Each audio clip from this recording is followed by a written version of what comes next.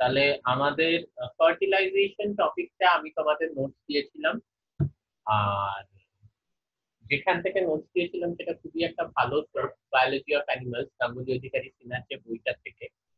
তো ওই নোটসটা তোমাদের কিন্তু স্ট্যান্ডার্ড নোটস হওয়া উচিত পড়ার জন্য। This is a very good note. তো ওটা তোমাদের পুরো স্ট্যান্ডার্ড হওয়া উচিত গাঙ্গুলি অধিকারী সিনহার বইয়ের নোটটা। এবং তোমরা অনেকে ফার্টিলাইজেশন প্রসেসটার ব্যাপারে লিখেও ছিলে, এবং কয়েকজন তো খুবই ভালো লিখেছিলে, আমার আজও মনে আছে। তো there is no doubt about it যে মোটামুটি তোমাদের একটা আইডিয়া আছে ফার্টিলাইজেশন নিয়ে। কিন্তু স্টিল আমার একটা রেসপন্সিবিলিটি তো আছে তোমাদেরকে আরেকটু ভালো করে জিনিসটা পড়িয়ে দেওয়ার, যেটার উদ্দেশ্যে আমাদের আজকের ক্লাসটা হচ্ছে। ঠিক আছে? তো আমি খুব ইজি ওয়েতে বোঝাবো। তার আগে তোমাদের একটা জিনিস বলে দিই, this is just a supplementary class. মানে এই ক্লাসটায় আমি কিন্তু খুব সহজভাবে তোমাদেরকে জিনিসটা বোঝাবো, এবং নোটসটাও দিয়ে দেবো, খুব সহজ নোট। এইটা যে নোটসটা দেবো, এইটা 4-5 পাতার নোটস, এটা পড়লেও কিন্তু তোমাদের হয়ে যাবে। লেখার কন্টেন্ট এতে 4 পাতার বেশি একদমই নেই। কিন্তু আই উইল রেকমেন্ড যে তোমরা ওই বইটার থেকে পড়ো, যাতে একটা কম্প্রিহেন্সিভ নলেজ তোমাদের থাকে পরীক্ষার জন্য। ওই গাঙ্গুলি অধিকারী সিনহার ফার্টিলাইজেশনের জেরক্সটা আছে তো সবার কাছে? সাইলা, তোমার কাছে আছে? হ্যাঁ, অলিকেই দিয়েছিলাম আমি যতদূর মনে পড়ছে। হ্যাঁ স্যার, আমাকে দিয়েছিলেন। হ্যাঁ, না আবার অলি যদি এরকম হয় যে অলি কাউকে দিল না, বললো না না শুধু আমি নম্বর পাবো, আমি অন্যদের কেন দেবো, হতেই পারে, তাই না তো? স্যার, সবাইকে দিয়েছি। Very good, very good, very well done. আচ্ছা, চলো আমরা স্টার্ট করি। না, আমি জাস্ট যোগ করছিলাম। ওকে, তোমরা স্ক্রিনটা দেখতে পাচ্ছ তো প্রত্যেকে? হ্যাঁ হ্যাঁ স্যার। হ্যাঁ স্যার, আমার পাচ্ছি। গলা শুনতে পাচ্ছ? হ্যাঁ, নোটস হ্যাঁ স্যার, অন পাচ্ছি। Fertilization in human. ওকে, এটা লেখাটা দেখতে পাচ্ছ, notes on fertilization in human. এবং তারপরে দেখতে পাচ্ছ তো সবাই? হ্যাঁ স্যার। নোটস অন হ্যাঁ স্যার, পাচ্ছি। Fertilization in human, very good.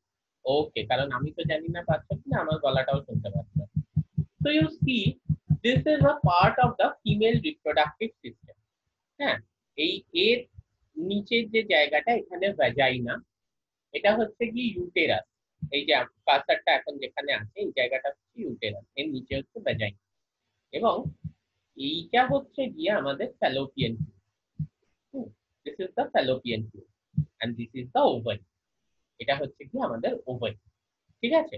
তাহলে ব্যাপারটা হচ্ছে যে ফার্টিলাইজেশন, বাংলায় আমরা যেটাকে নিষেক বলে থাকি। ঠিক আছে?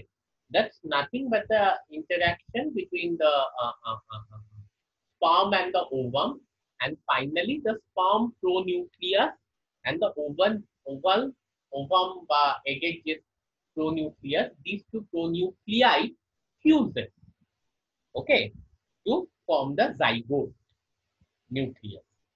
ব্যাপারটা হচ্ছে কোথায় আসছে, তাহলে আফটার কপিউলেশন অর ফিওটাস। দেখো, আমি তোমাদের এমন ভাবে বোঝাবো যে আমি প্রত্যেকটা লাইন পড়ে পড়ে তোমাদের মানে বুঝিয়ে দেবো, যাতে এই ব্যাপারটা কোনো ডাউটই না থাকে। আফটার কপিউলেশন বা ফিওটাস কি হচ্ছে, sperms are released into the vagina. এবার সেগুলো ইউটেরাসের থ্রু দিয়ে ফ্যালোপিয়ান টিউবে ঢুকছে, খুব কম কিন্তু। ফ্যালোপিয়ান টিউবে মানে মিলিয়নস এর মধ্যে প্রায় 1000টা স্পার্ম ঢুকছে। ফাইনালি এই ফ্যালোপিয়ান টিউব দিয়ে ট্রাভেল করতে করতে এইটাই অ্যাম্পিউলারি ইস্টমাসে গিয়ে এটার সঙ্গে কিন্তু ওভামের সঙ্গে ফিউজ করছে। ওকে, তো এইটা একটু আইডিয়াটা রাখো। দিস ইজ দা, এটা মাথায় ছবিটা তুলে নাও, uterus, this entire thing is the fallopian tube, and this is the ovary. Ovary থেকে কি হচ্ছে না, এই ওভামটা রিলিজ হচ্ছে, this is the ovum, and this is the sperm, এই সাপের মতো যেটা দেখতে, এটা sperm, and this is the ovum. The ovum is released from the ovary. Okay, তাহলে প্রথমে হচ্ছে যে সাইট অফ ফার্টিলাইজেশন। হ্যাঁ, তোমরা জানো অ্যান্টন ভ্যান লিউয়েনহক, তোমরা মাইক্রোস্কোপি ব্যাপারে যারাই পড়াশোনা করেছো, বা the advent of microscopy in sell biology বা ইন বায়োলজি, তারা সবাই লিউয়েনহকের নাম শুনেছো। ওনার কিন্তু back in the year 1683 history, মানে প্রায় আজ থেকে 330 বছর আগেই কিন্তু ওনার ফার্টিলাইজেশন নিয়ে একটা খুব ক্লিয়ার ধারণা ছিল। ঠিক আছে, ফার্টিলাইজেশনটা কোথায় হয়? ঠিক আছে, in human beings the fertilization takes mostly in the ampullary isthmus junction of the ovida fallopian tube. Okay, so this is the fallopian tube. এই জায়গাটা হচ্ছে কি ampullary isthmus junction। যখন ওভামটা এখান থেকে রিলিজ হচ্ছে, আবার বললাম আমি ভুল বলছি, ওভাম কিন্তু এখান থেকে রিলিজ পায় না, এখান থেকে কি রিলিজ হয়? Secondary oocyte. ঠিক আছে, ওভাম জিনিসটা কিন্তু তৈরি হয় after fertilization, when the sperm interacts with the secondary oocyte, then the secondary oocyte matures into the ovum. ওকে, মানে যেটাকে আমরা এগ বলে থাকি।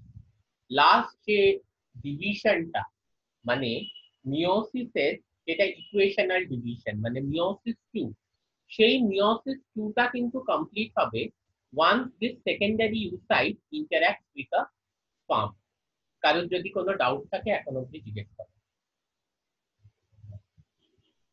তোমরা উজেনেসিস পড়েছো তো? তাহলে উজেনেসিসে আমরা কি দেখতে পাচ্ছি, যে সেকেন্ডারি oocyte কিন্তু ফাইনালি আরেকটা মাইটোটিক ডিভিশন, মানে যেটা ইকুয়েশনাল ডিভিশন হয় মিওসিসে বা মিওসিস 2, সেটা কমপ্লিট করবে once it interacts with the sperm. Is it okay? Is it okay? Okay, so now the how this sperm arrives in this fallopian tube.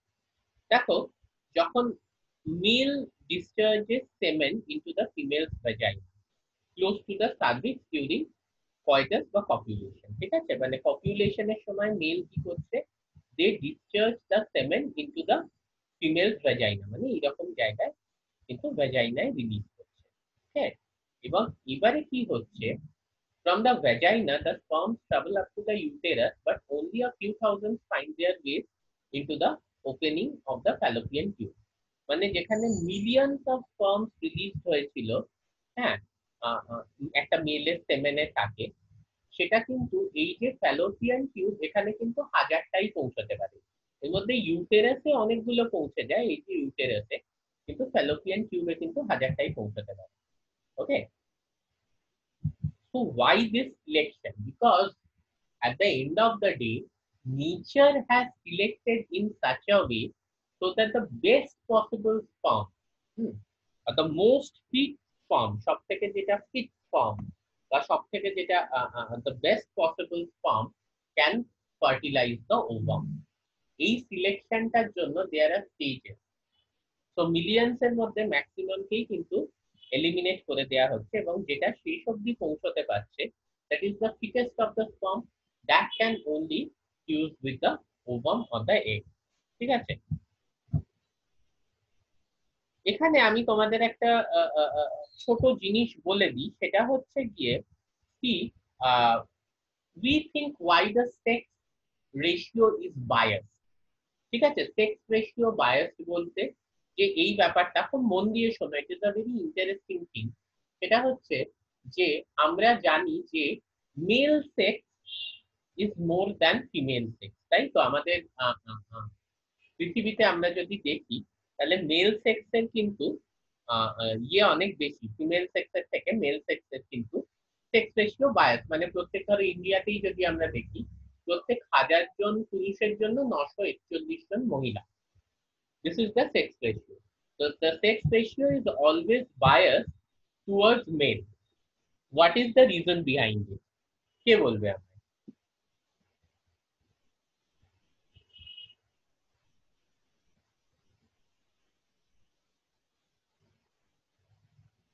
হ্যাঁ, কেউ জানে না? স্যার মেবি কন্যা ভ্রূণ যেটা নষ্ট করে দেওয়া হয়। কন্যা ভ্রূণ হত্যা। আচ্ছা, আর আর সাইলা, তুমি কিছু বলো।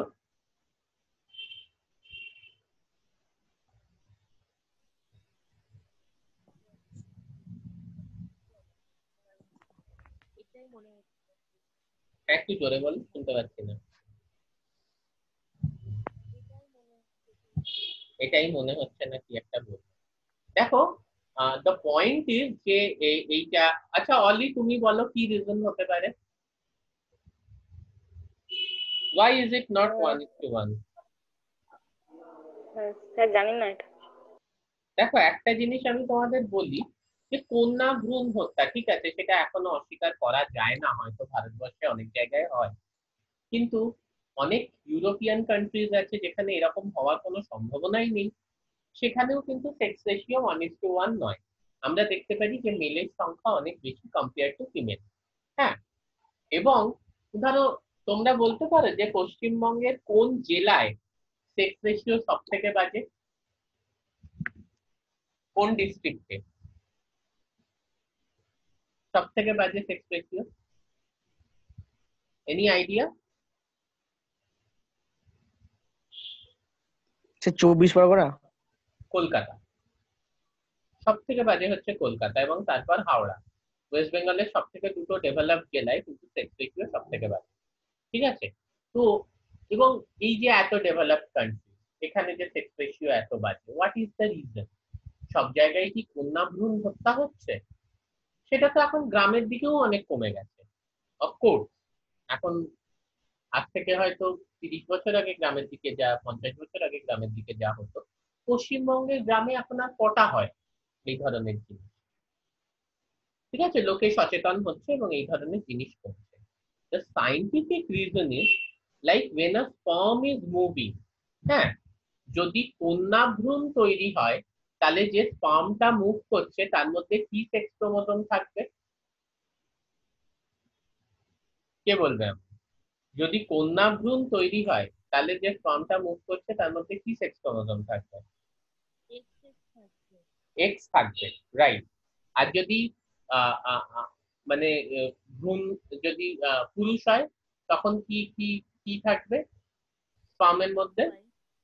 এক্স ওয়াই না, শুধু ওয়াই। স্পার্মের মধ্যে তো আর এক্স আর ওয়াই দুটো থাকতে পারে না, হয় এক্স থাকবে নয় ওয়াই থাকবে, তাই তো? ঠিক বলছি তো? হ্যাঁ স্যার। হ্যাঁ স্যার। স্পার্ম তো হ্যাপ্লয়েড, স্পার্ম তো ডিপ্লয়েড না, তাহলে স্পার্মের মধ্যে আইদার এক্স থাকবে আর ওয়াই থাকবে। তার মানে আলটিমেটলি সেক্সটাকে কে ডিটারমাইন করছে? স্পার্মটা ডিটারমাইন করছে না ওভামটা ডিটারমাইন করছে? কি হলো?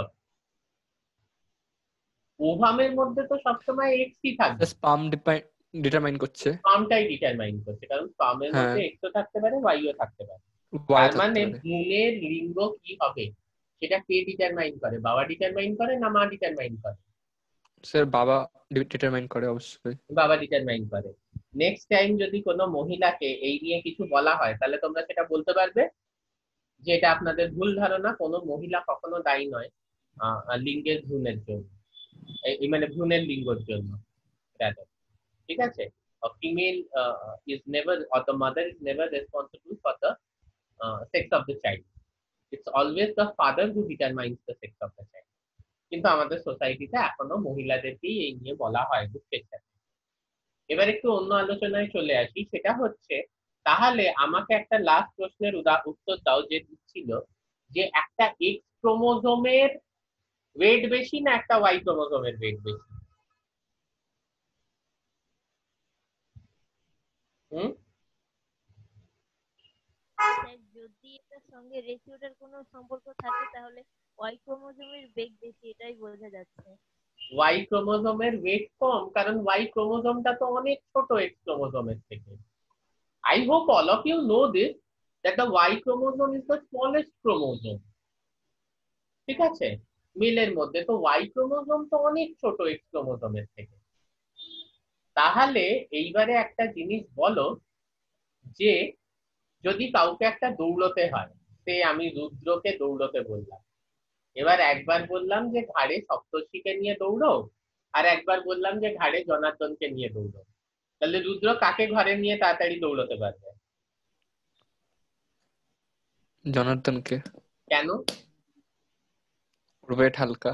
ওয়েট হালকা। তাহলে একটা স্পার্ম আলটিমেটলি তো তাকে রেস করে এই অবধি পৌঁছতে হচ্ছে,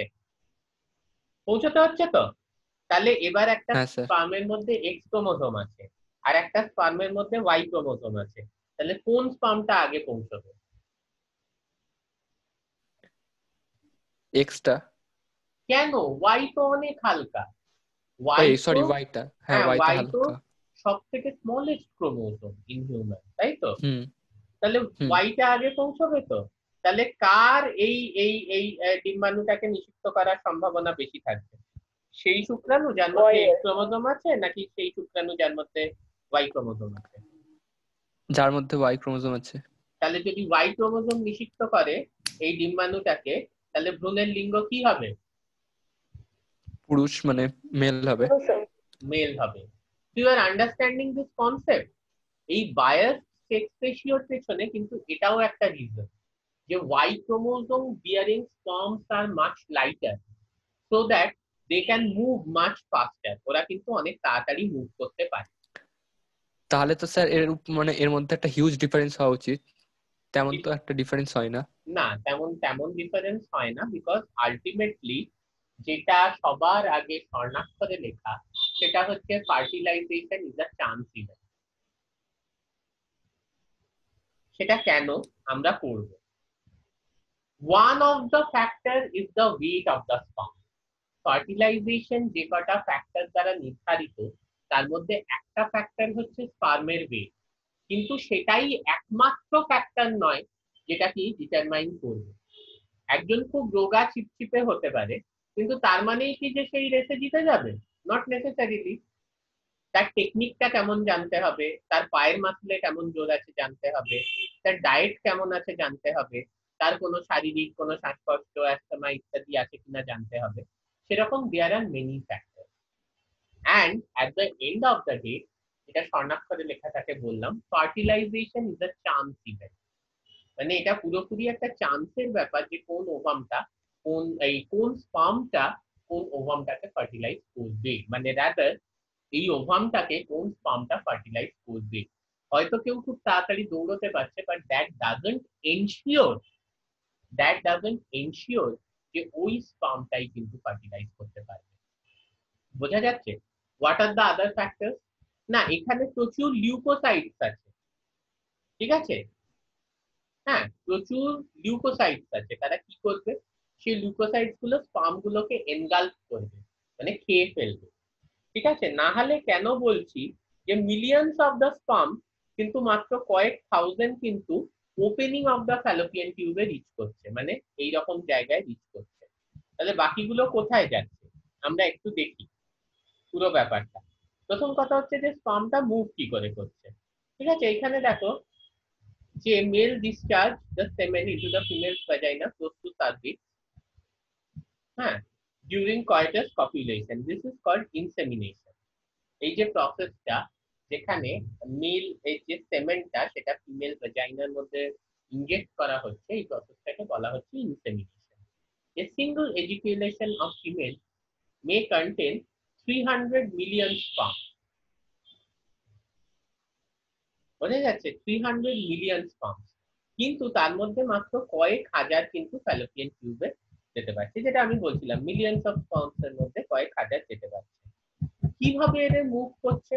প্রথম দিকে দেখা যাচ্ছে যে ইউটেরাস এবং ফ্যালোপিয়ান টিউব, হ্যাঁ, এদের যে কন্ট্রাকশন এবং এক্সপানশনটা হচ্ছে। প্রশ্নটা হচ্ছে যে আমরা একটা খাবার খাচ্ছি, এবার খাবারটা আমাদের পাকস্থলী, তারপর অন্ত্র ইত্যাদিতে যাচ্ছে কি করে? there is a movement of the wall of our খাদ্যনালী, মানে আমাদের ইসোফেগাসের ওয়ালে, তারপরে আমাদের স্টমাকের ওয়ালে, তারপরে আমাদের ইন্টেস্টিন এর ওয়ালে। এই ওয়ালস গুলোর একটা মুভমেন্ট হচ্ছে, যার দরুন কিন্তু খাবারটা আমাদের পাকস্থলী এবং অন্ত্রে যাচ্ছে। ওকে, so similarly this contractions of the uterus and the fallopian tube, সেটা কি করছে? স্পার্মটাকে মুভ করছে, মুভ করছে towards what? Towards this destination, towards the egg. এটা হচ্ছে প্রথম দিকে। কিছু letter, on the letter stage of the movement, যেটা দেখা যাচ্ছে যে স্পার্মের একটা মোটিলিটি চলে আসে, মানে নিজের থেকে সুইম করার বা সাঁতার কাটার একটা ক্ষমতা চলে আসে। এই সাঁতার কাটার জন্য বেসিক্যালি কে রেসপন্সিবল? না, এই সাঁতার কাটার জন্য মেইনলি রেসপন্সিবল হচ্ছে এই টেলটা। দিস ইজ দ্য টেল। বুঝতে পারছো? You can see the scale of the sperm. This scale of the sperm is mainly responsible for this kind of movement. এই ধরনের মুভমেন্টের জন্য, সাঁতার কাটার জন্য important, and this is called the motility of the sperm. ঠিক আছে, এইটা দেখা গেছে যে স্পার্ম ফ্লুইড মিডিয়ামে মোটামুটি মুভ করছে, ঠিক আছে, যেটা আমাদের আমাদের ফ্যালোপিয়ান টিউবের মধ্যে যে মিডিয়ামটা রয়েছে মোটামুটি 1.5 to 3 মিলিমিটার পার মিনিট, মানে প্রায় 1.5 থেকে 3 মিলিমিটার পার মিনিট এই রেটে মুভ করছে to reach the ampullary isthmus of the oviduct of the fallopian tube.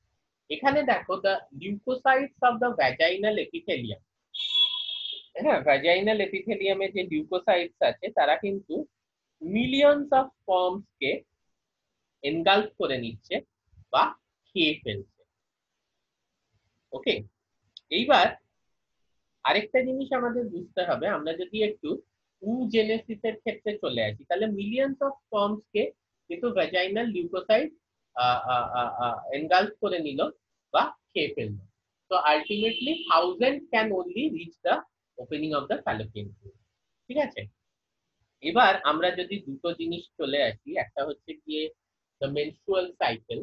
হ্যাঁ, নিশ্চয়ই কেউ পড়িয়েছেন, তোমাদের কেউ পড়িয়েছেন এটা মেনস্ট্রুয়াল সাইকেল?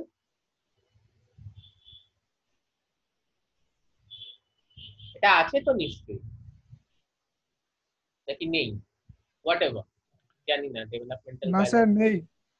আচ্ছা, যাই হোক, তোমরা ক্লাস 12 এ নিশ্চয়ই পড়েছো। সেটা হচ্ছে গিয়ে ম্যাচিওর গ্রাফিয়ান ফলিকল যেটা থাকে, সেখান থেকে ওসাইট রিলিজ হয় ডিউরিং ওভিউলেশন। ঠিক আছে, এই যে ম্যাচিওর গ্রাফিয়ান ফলিকল, হ্যাঁ, এই যে ম্যাচিওর গ্রাফিয়ান ফলিকল, এখান থেকে কি হচ্ছে, এই ওসাইটটা, this is the secondary oocyte, that এই যে this is the secondary oocyte. Okay, this is the secondary oocyte, it gets released during ovulation. ঠিক আছে, মেনস্ট্রুয়াল সাইকেলের স্টেজ কি হয়, প্রথমে মেনস্ট্রুয়েশন হয়, তারপরে ওভিউলেশন হয়, তারপর কি হয়, এই যে কর্পাস লুটিয়াম, এই স্ট্রাকচারটা, এটা আস্তে আস্তে প্রোজেস্টেরন প্রডিউস করে। তো হোয়াট এভার, আমরা যেটা বলতে চাইছি, এই যে Graafian follicle, mature Graafian follicle, এখান থেকে কিন্তু সেকেন্ডারি oocyte রিলিজ হচ্ছে। সেকেন্ডারি oocyte জিনিসটা কি, প্রাইমারি oocyte একটা রিডাকশনাল ডিভিশন, মানে মিওসিস 1 এরপরে কি তৈরি করেছে, একটা সেকেন্ডারি oocyte তৈরি করেছে আর একটা পোলার বডি তৈরি করেছে। তো এখনো কিন্তু এটা ওভাম তৈরি হয়নি, সেকেন্ডারি oocyteটা ফার্দার মিওসিস 2টা কমপ্লিট করবে, তবে কিন্তু ওভাম তৈরি হবে। কারোর যদি কোনো ডাউট থাকে জিজ্ঞেস করো, কারণ আমি প্রত্যেক স্টেজে তোমাদের এটা বলবো, যে কোনো ডাউট থাকলে এক্ষুনি ক্ল্যারিফাই করে নাও। Any doubt?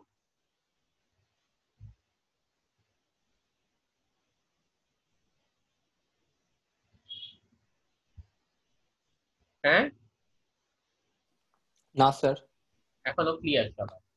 ওকে, এইবারে কি হচ্ছে, এই যে সেকেন্ডারি oocyteটা রিলিজ হচ্ছে from the mature Graafian follicle, এটা এবার ফ্যালোপিয়ান টিউবে কিন্তু সেন্ড করে দেয়া হচ্ছে। কিভাবে না, ফ্যালোপিয়ান টিউবের যে ফিমব্রি বা সিলিয়া থাকে, তারা সংগঠিতভাবে মানে সিনক্রোনাসলি মুভ করে এই সেকেন্ডারি oocyteটাকে ওই অ্যাম্পুলারি ইসমাস জাংশনে নিয়ে যাচ্ছে। ঠিক আছে, এইবারে যখন সেকেন্ডারি oocyteটা রিলিজ হলো, মানে ওভিউলেশন হলো, যখন সেকেন্ডারি oocyteটা রিলিজ হলো মানে ওভিউলেশন হলো, তার 24 আওয়ার্স এর মধ্যে কিন্তু সেটাকে নিষিক্ত করতে হবে by the sperm. The sperm সেটা 24 আওয়ার্স এর মধ্যে কিন্তু সেটাকে ফার্টিলাইজ করতে হবে by the sperm. The sperm has to fertilize the secondary oocyte within 24 hours of its release. না হলে কিন্তু that will slowly degenerate. ওকে, যার জন্য ওভিউলেশনের ঠিক পরে পরেই যদি কোটাস কিংবা কপুলেশন করা হয়, সেক্ষেত্রে ফার্টিলাইজেশনের চান্স সব থেকে বেশি। ঠিক আছে, ওভিউলেশন একজন নারীর যেদিন হচ্ছে তার ঠিক পরে পরেই, তার 24 আওয়ার্স এর মধ্যে যদি কপুলেশন করা হয়, তখন কিন্তু ফার্টিলাইজেশনের চান্স সব থেকে বেশি। এইবার দেখো, why I told you যে it's not that bias, যেটা আমাকে বোধহয় রুদ্র বললো যে এটাই যদি ব্যাপার হয় তাহলে তো একটা হিউজ ডিফারেন্স হওয়া উচিত মেল আর ফিমেলের রেশিওতে। কারণ সব স্পার্ম গুলোই যাতে ওয়াই ক্রোমোজোম আছে তারা তাড়াতাড়ি পৌঁছবে, এবং তারা যেহেতু তাড়াতাড়ি পৌঁছচ্ছে they will surround the ovum এবং তারাই ফার্টিলাইজ করবে, but it is not like that. পৌঁছচ্ছে অবভিয়াসলি কিছু স্পার্ম তাড়াতাড়ি, কিছু স্পার্ম একটু দেরি করে, and they are surrounding the oocyte. They are surrounding the oocyte. তারা কিন্তু oocyte-কে ঘিরে দাঁড়িয়ে আছে অনেকগুলো স্পার্ম, কিন্তু তার মধ্যে কোনটা লাকি ওয়ান, কোনটা ফার্টিলাইজ করতে সফল হবে, that is a matter of chance. That is a matter of chance. Okay, এইবার একটা জিনিস বলতে হবে, বলে দিচ্ছি, সেটা হচ্ছে যে মিওসিস 2 বা সেকেন্ড মিওসিস ডিভিশন সেটা কিন্তু কমপ্লিট হচ্ছে সেকেন্ডারি oocyte-এর মধ্যে once the sperm gains entry into the secondary oocyte। স্পার্মটা যখন সেকেন্ডারি oocyte-এর মধ্যে এন্ট্রি নিচ্ছে তখনই কিন্তু এই মিওটিক ডিভিশনটা কমপ্লিট হচ্ছে, এবং তারপরে আমরা সেকেন্ডারি oocyte-কে বাবা টাইম শেষ হয়ে গেল, তারপরে আমরা সেকেন্ডারি oocyte-কে কিন্তু ওভাম বা এগ বলতে পারি। ঠিক আছে, এইটার পরে কিন্তু আমরা সেকেন্ডারি oocyte-কে ওভাম বা এগ বলতে পারি। ঠিক আছে, কেন স্পার্ম এন্ট্রি নেওয়ার পরে, কেন স্পার্ম এন্ট্রি নেওয়ার পরে এইটা হচ্ছে, এই মিওসিস 2টা কমপ্লিট হচ্ছে, তার একটা কারণ যেটা আমরা সামনেও দেখব। সেকেন্ডারি oocyte-এর মধ্যে কোনো সেন্ট্রিওল নেই। মিওসিস 2 কমপ্লিট হওয়ার জন্য ইউনিট সেন্ট্রিওল, যে সেন্ট্রিওলের থেকে স্পিন্ডল ফাইবার তৈরি হবে এবং ফার্দার স্পিন্ডল ফাইবার গুলো নিউক্লিয়ার ডিভিশন মানে এই ক্রোমোসোমাল সেপারেশন যেটা, সেটাকে it will facilitate the chromosomal separation. Okay, so the centrioles that from which the spindle fiber actually radiates further binds with the chromosomes for the separation of the chromosomes. But the secondary oocyte, it does not have any centrioles. So what does it do? It borrows the centriole.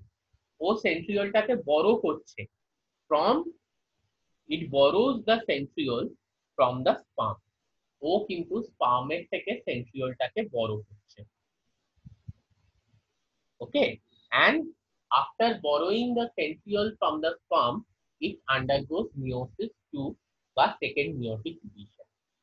After borrowing the centriole from the sperm, it undergoes meiosis 2 or the second meiotic division and transforms into the ovum or the egg. Now, capacitation of sperm. What do you understand by capacitation of sperm? Capacitation of sperms মানে হচ্ছে যে basically the activation. It is the activation of the sperm. Okay.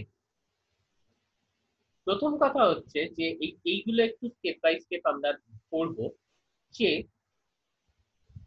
ক্যাপাসিটেশন মানে capacity two fertilise, সেখান থেকে এসে এই ক্যাপাসিটেশন ব্যাপারটা।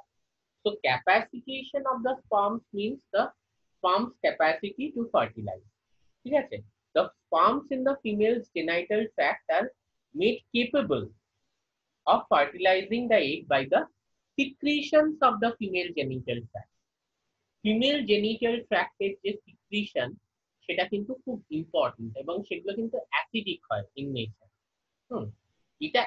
এইটা কি করে, এই যে secretions of the female genital tract, এরা স্পার্মের চারদিকে একটা কোটিং সাবস্টেন্স থাকে, সেই কোটিং সাবস্টেন্সটাকে পুরোপুরি ভাবে সরিয়ে দেয়, এবং স্পার্মের ফ্রন্টে একটা স্ট্রাকচার থাকে। আই হোপ তোমরা স্পার্মাটোজেনেসিস সবাই খুব ভালো করে পড়েছো। তো ম্যাচিওর স্পার্মের স্ট্রাকচারও জানো। স্পার্মের মানে ফ্রন্ট সেকশনে বা ফ্রন্টাল এন্ডে একটা স্ট্রাকচার থাকে, বা অ্যান্টিরিয়ার এন্ডে একটা স্ট্রাকচার থাকে, সেই অ্যান্টিরিয়ার এন্ডের স্ট্রাকচারটাকে বলা হয় অ্যাক্রোজোম। এই অ্যাক্রোজোমের মধ্যে ডিফারেন্ট এনজাইমস থাকে, সেই এনজাইমস গুলোর ফাংশন আমরা পড়বো। সেই এনজাইমস গুলো স্পার্মটাকে সক্ষম করে to penetrate the different layers of the ovum. Okay, সেই যে এনজাইমস গুলো which is present within the acrosome of the sperm, it aids the sperm to penetrate the different different cells or layers of the ovum. Okay, so this is the concept. এইবারে স্পার্মের totality চারদিকে কিন্তু একটা coating থাকে, হ্যাঁ, এবং এই যে coating সাবস্টেন্সটাকে যতক্ষণ না রিমুভ করা হচ্ছে স্পার্ম কিন্তু অ্যাক্টিভ হবে না। তাহলে ফিমেল জেনিটাল ট্র্যাক্টের সিক্রেশন কি করছে, স্পার্মের চারদিক থেকে এই কোটিং গুলোকে রিমুভ করছে। নাও স্পেসিফিক্যালি অ্যাক্রোসোমের উপর যে কোটিংস আছে রিমুভ করছে। Now the sperm is getting activated in a slow mode. কারুর কোনো ডাউট থাকলে বলো।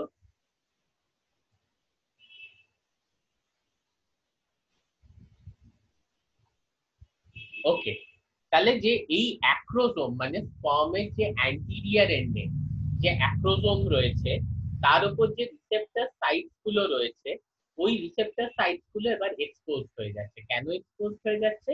তার কারণ হচ্ছে ওই রিসেপ্টর সাইটস এর উপর যে কোটিং সাবস্টেন্সটা ছিল সেটা কিন্তু রিমুভ করে দেওয়া হয়েছে by the secretion of the female genital tract. হ্যাঁ, এই যে স্পার্মের অ্যাক্টিভেশনটা ম্যামেলদের মধ্যে, এটাকে বলছে ক্যাপাসিটেশন। মোটামুটি 5 থেকে 6 ঘন্টা লাগে for this activation of the sperm. ঠিক আছে, অলসো আমরা জানি যে সেমেন যেটা, ঠিক আছে, এই যে সেমেনটা মানে স্পার্মটা তো একটা লিকুইডের মধ্যে থাকে, এই যে সেমেনটা হোয়াট ডাজ ইট কন্টেইন? এরা হচ্ছে গিয়ে this are the secretions of seminal vesicle.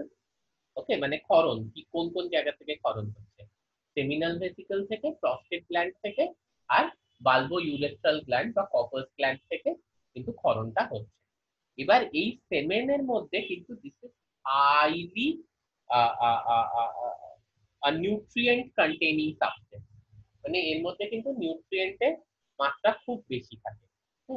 এবং এই যে সেমেনের মধ্যে যে সিক্রিশনস গুলো আছে from seminal vesicle, prostate gland and bulbourethral gland, ঠিক আছে, বালবো ইউরেথ্রাল গ্ল্যান্ড যেটাকে আমরা কপাস গ্ল্যান্ডও বলে থাকি, সেটা কিন্তু স্পার্ম অ্যাক্টিভেশনে সাহায্য করে। নট অনলি দ্যাট, এই যে সেমেনের যে এই যে সিক্রিশন গুলো থাকে, ঠিক আছে, এইগুলো কি হচ্ছে আমি এক্ষুনি তোমাদেরকে বললাম। হ্যাঁ, ভ্যাজাইনায় কিন্তু একটা যে সিক্রিশন বা ভ্যাজাইনাল পিএইচটা কিন্তু অ্যাসিড। তো এই সিক্রিশন গুলো কিন্তু ওই অ্যাসিডিক পিএইচ, কারণ অ্যাসিডিক পিএইচে যদি স্পার্ম বেশিক্ষণ থাকে তখন কি হবে, the sperms will get dysfunctional. Okay, acidic পিএইচে যদি স্পার্ম বেশিক্ষণ থাকে তখন কি হবে, the sperms will get dysfunctional. তাহলে এইটাকে নিউট্রিলাইজ করছে, ওকে, এইটাকে নিউট্রিলাইজ করছে কিন্তু the secretion from these glands। হ্যাঁ, এই যে ভ্যাজাইনাল যে অ্যাসিডিটিটা, অলসো এই যে গ্ল্যান্ডের সিক্রিশন গুলো যেহেতু এগুলো অ্যালকালাইন ইন নেচার, অ্যাসিডিটিটাকে নিউট্রালাইজ করে, প্লাস এই অ্যালকালাইন মিডিয়ামে কিন্তু স্পার্মসটা আরো অনেক বেশি অ্যাক্টিভ হয়ে যায়। So the take home message is the vaginal secretion of the female genital tract as well as the secretions of the semen, both things are responsible for removing the coating substance over the sperm, and the acrosome receptors, they get exposed and the sperm finally is activated. This is called capacitation of the sperm, just a part of it. এখনো অবধি কারোর কোনো doubt থাকলে বলো। Any doubt?